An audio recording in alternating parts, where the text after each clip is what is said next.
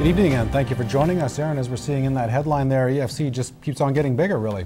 Yeah, it seems like when it first started off, they were at the exhibition grounds, and then they got bigger, went to the Civic, and lately they just got back from being up in Cold Lake, so it has been growing immensely. Large, eh? Second show in basically just over a month. Gerard, what are we looking forward to for the weekend? Well, for the weekend, we've still got some overcast conditions. Let's see what we're looking like right now, because those overcast conditions stayed with us for the better part of the day, and as well the snow dump that we got on the overnights. It was certainly heartening to see a lot of people actually shoveling and clearing it away, being quite community spirited, and hats off to you all too. The sun has actually peered out just a little bit during the course of the afternoon, so +3 at 72%. The wind has stayed with us, gusting anywhere from 24 to 30 right now. It's just sitting at 24. And as we compare to what's happening in the Lakeland region, they're at 0, and the snow has continued to fall down there. Of course, they were under the snowfall warning from yesterday. Overcast in the Battlefords, but also at +3.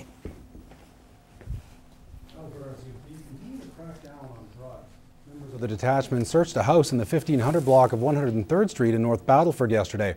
They seized about $500 worth of marijuana, cash and other drug paraphernalia.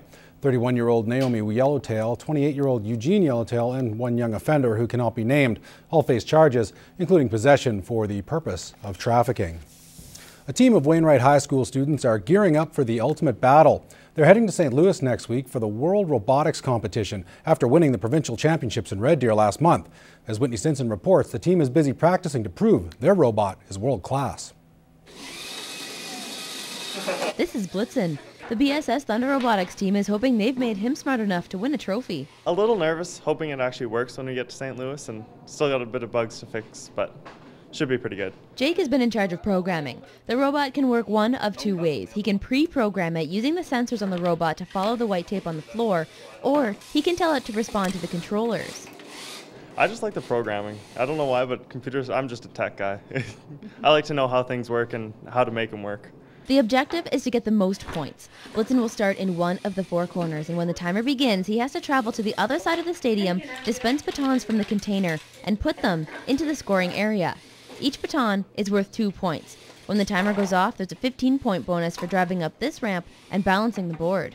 There's certain parts of it that are quite fragile, so we've done the best we can to try and fix those problems, but hopefully we won't see them again. But I would say that's probably our biggest obstacle. With the help of their coach, Gilbert Cole, the students started building this robot in September. Cole says this is one of the best robots he's seen in his 4 years of coaching the BSS Thunder. This robot had the most knowledge put in it by the students. Knowledge about what's happening, the programming, from top to bottom. They've done everything. They're hoping that's what will set them apart from the other 120 teams at the 2011 Tech Challenge.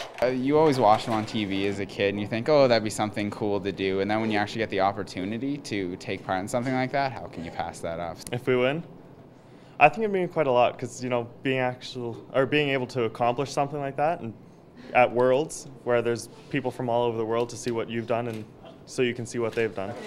In Wainwright, Whitney Stinson, Newcap News. Well, it's unpredictable and affects people physically and emotionally. Multiple sclerosis is a complex disease with no cure. This weekend is the MS Walk, and one company in Lloydminster was doing some fundraising today. Got cheese? Burgers and dogs sizzled on the grill for Veracity Financial's annual MS fundraising barbecue. There's a lot of people in this area and a lot of people in Alberta that seem to be affected by MS. And I think having a barbecue like this maybe not only raise money for the walk itself, but maybe awareness as well. Hungry people lined up to get their hands on a good grilled lunch while emptying their pockets in support of tomorrow's walk. I think it believes it starts at 9, and I'm going to try to do the 10-kilometer walk, hopefully if the weather is permitting, kind of thing. But no, it's a good event. I've done it the last couple of years. And for some of the organizers of the event, the impact of the disease, it's pretty close to home.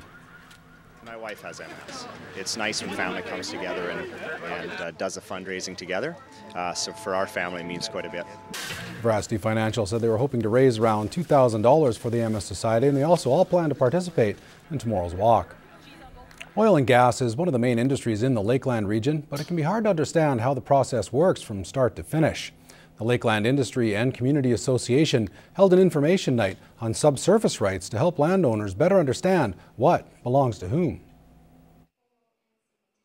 It is always a question that's raised, what happens with licenses or drilling or subsurface rights, that sort of thing. They want more information, so that's what we're trying to do. Brenda Ponde from Alberta Energy believes the procedure can be confusing, and it's important for people to become educated on the matter. You hear a lot of different things on TV, or you read lots of different things from all different angles, and we're just pleased to come out and let people know how the work starts and what goes on and some of the regulations that we have with the companies. And this was the first in what will be a series of seminars on the topic.